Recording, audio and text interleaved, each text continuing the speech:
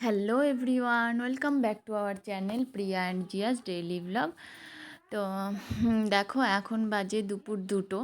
তো আমরা যেহেতু পরের দিন সকালে মানে কালকে সকালে যাব বাপের বাড়িতে, আমার বাপের বাড়িতে, জিয়ার মামা বাড়ি আর কি।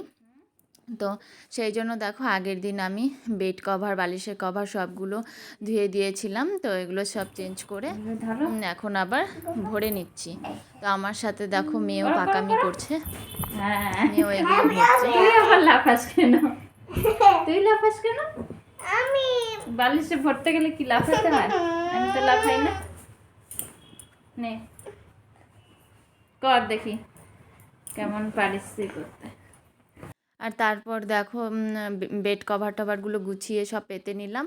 তারপর দেখো আমি এখানে জামা কাপড়গুলো গুছিয়ে নিচ্ছি, ব্যাগপত্র ভরতে হবে সেই জন্য।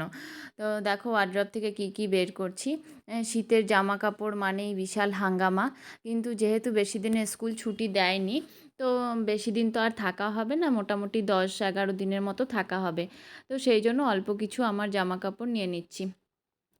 এখানে তোমার হচ্ছে সোয়েটার আর চাদর এই সবই বেশি নেওয়া হবে। দুটো দুটো করে সেট নেব, আর হচ্ছে এদিকে কুর্তি আর নাইটিগুলো দু একটা সেট নিয়ে নিব, ব্যাস হয়ে যাবে। তো এই দেখো এই ট্রলিটাতে এখন সব ভরে নেব। তো ট্রলির মধ্যে দেখতে থাকো। ট্রলিটা কিন্তু বেশি বড় না, তো কয়েকদিনের জন্য যেহেতু যাচ্ছি, এদিকে মামামের জামা কাপড়ই বেশি হয়ে গেছে। তো বাচ্চা মানুষ, ওদের তো একটু বেশি লাগেই বলো, রোজকারটা রোজ ধোয়া হয় সোয়েটার জামা কাপড়গুলো, তো শুকাতে একটু টাইম লাগে যেহেতু, তো বাচ্চাদের সেটটা একটু বেশি নিতেই হয়। আর আমার কিন্তু বেশি জামা কাপড় এদিকে নেইনি। তো তারপর দেখো ভরে নিচ্ছি। আর যেহেতু টলি ব্যাগটা একদমই ছোট, কয়েকদিনের জন্য যাব বলে ছোট ব্যাগটা নিয়েছি। তো এখানে দেখো অল্প কিছু জামা কাপড় ভরলেই ব্যাগটা বেশ ভরে যায়।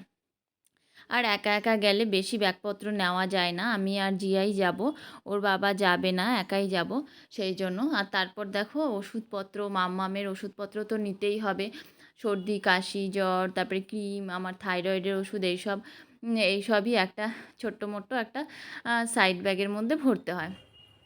এগুলো না নিলে তো চলবেই না। আর তারপর দেখো বাবা মেয়ের খুনসুটি শুরু হয়ে গেছে চকলেট নিয়ে।